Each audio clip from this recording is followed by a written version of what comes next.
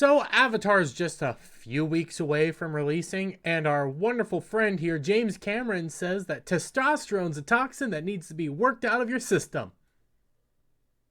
Yeah, yeah.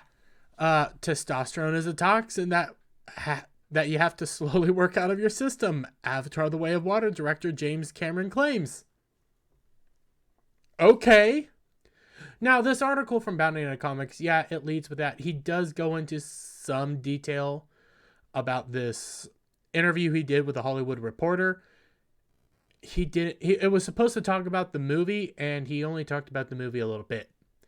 But it's similar to what Avatar was originally, a big dances with blue cat alien people. You know, dances with wolves, but blue cat alien people. Space Ferngully, some environmental stuff, family based, but he does have some other comments that we'll get into as well. And God, can people just stop? Like, seriously, can you just stop being dumb when you're trying to promote a movie that has to make roughly $40 billion to make a profit? It was $40 billion, I want to say.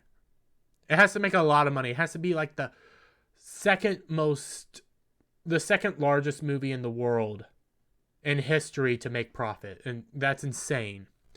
James Cameron, the director of the upcoming Avatar: The Way of Water film, claimed that testosterone is a toxin that you have to slowly work out of your system. God. In a wide-ranging article from The Hollywood Reporter spotlighting Cameron and the film, which ironically doesn't get into many of the details of the film, Cameron discussed his working relationship with Walt Disney Company, who is producing and distributing the film after they purchased 20th Century Fox.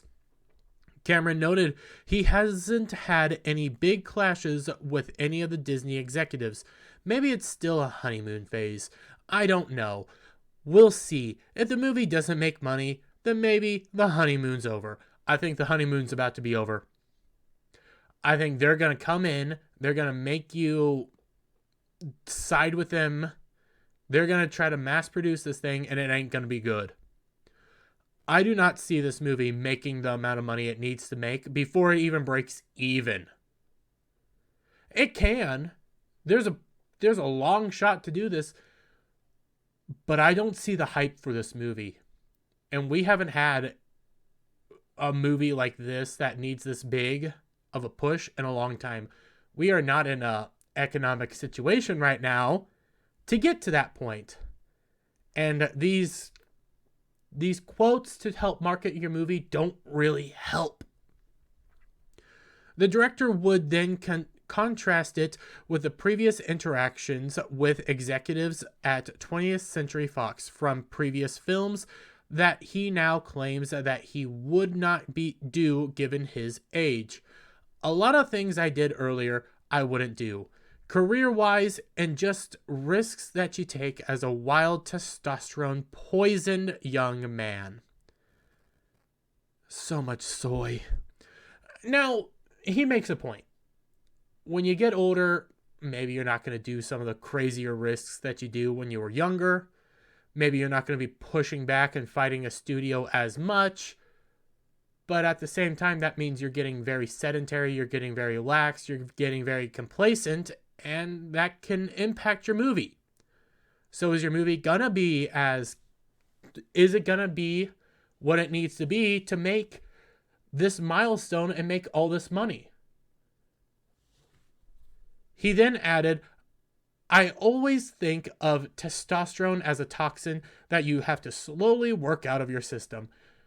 God, you must be so complacent right now. You must be such a weak-willed man. I gotta be honest. This does not convince me that this movie's gonna be good. Now, I haven't seen anything that steers me away from this movie either, but just these comments, they worry me. Bounding Into Comics goes into the realities of testosterone, and to be honest, it's actually a good thing. And the older you get, you kind of need testosterone, and I'm kind of getting worried that James Cameron needs some testosterone. Anyways, though, Cameron's ideas about testosterone might also be bleeding into the Avatar The Way of Water film. Yeah, that's the fear. What little Cameron did talk about the film with The Hollywood Reporter, he revealed it will seemingly feature an asshole dad. I don't want a bad dad. And that wasn't what I was getting from the trailers. I was getting a father figure who is protective and wants to keep his family safe and together.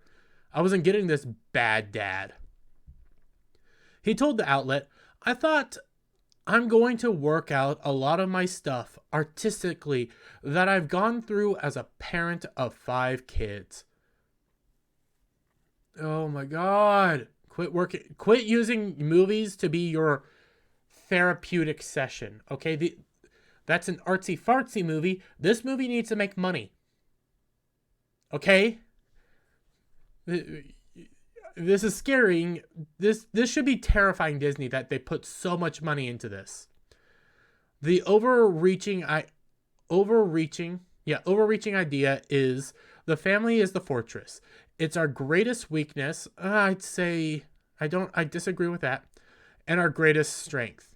Actually, now that I'm thinking about it, I like this quote, but it's the bad dad part. I thought I can write the hell out of this. I know what it is to be an asshole dad. Just say you know what it is to be a strict dad. That doesn't mean you're an asshole, because every time I view this, I see a father figure who's very protective, wants to make sure that his kids are prepared and is doing the right thing. I don't see an asshole dad. This description of the movie contrasts a little bit with what actor Sam Worthington, who plays Jack Sully, had to say back in September, speaking with Reuters. I think that's Reuters. I could be getting that wrong. Worthington said, "This love story has evolved. We now have a family, and to be honest, to me, the movie is about protecting your family." Yeah, protect your family. A father is sometimes domineering, sometimes strong, sometimes overbearing. But his goal is to be the protector and the overall guider. That can be he can be a dick from time to times. But the overall goal is to be the protector and the provider and the defender. So sometimes you're going to be a jack. That's about it. And when I say jack, I mean jackass.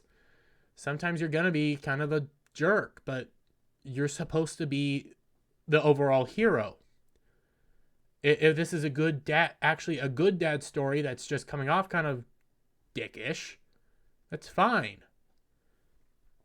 Whether that's an immediate family, why couldn't I read that? Whether that's an immediate family, it works on many levels. It could be a communal family, the family that we choose. I don't like that part, but he has a point. I do think from the trailers that I saw, from the little bit that we did get, I saw Jack as being a father, as being a protector, as being the guider, as being the teacher. We still don't know a whole lot. We'll see what we get. It could all be a flop, and we could have a very awful movie on our hands.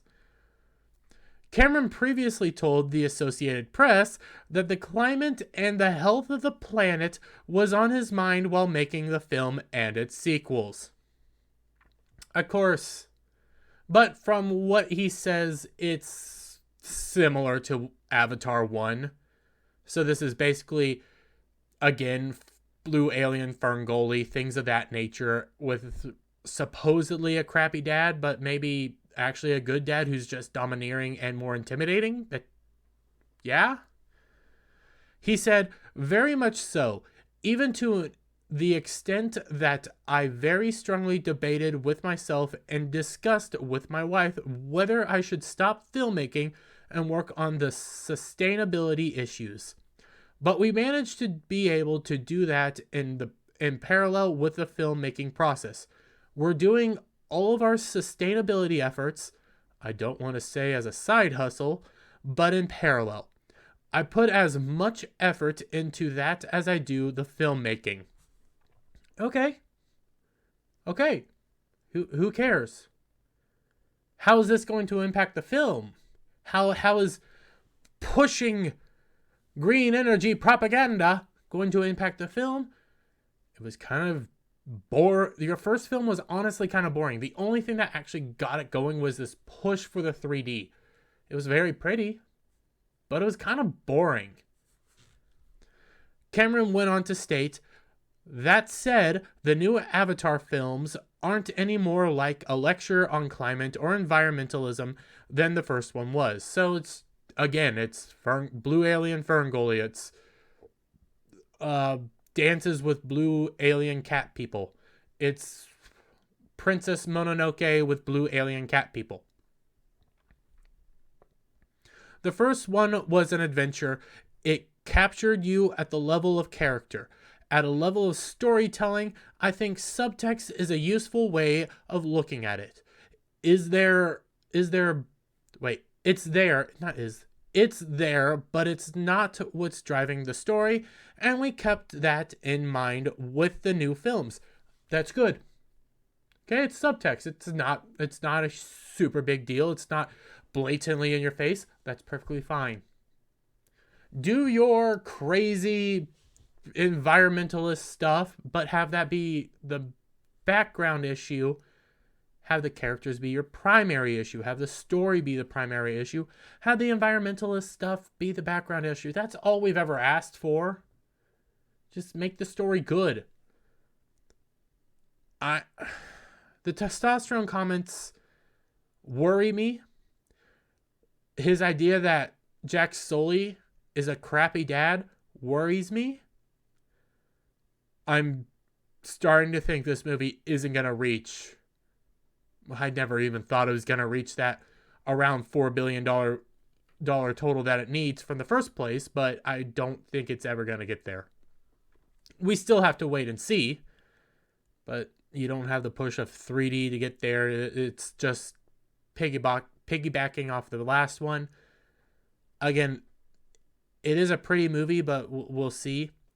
He then revealed, yes, Avatar: The Way of Water is about the oceans and our relationship with the ocean and the animals that live in it, but it's driven by character. So, we'll see what happens with Avatar. We'll see what happens, how it fully ends up. I have my doubts. I'll go see the movie. I don't see anything terrifying. I haven't seen any really big red flags except for that fear, the testosterone comments, the idea of a crappy dad, things of that nature. I don't see it making the money that it needs. By far, I think it's going to fail. But we will see. Give me your guys' thoughts down in the comment section below. If you liked the video, give it a thumbs up. Share it out with all your friends. Hit that subscribe button. Hit that notification bell for every time I put out a new video and go live. And I'll see you on the next one. Bye, friends.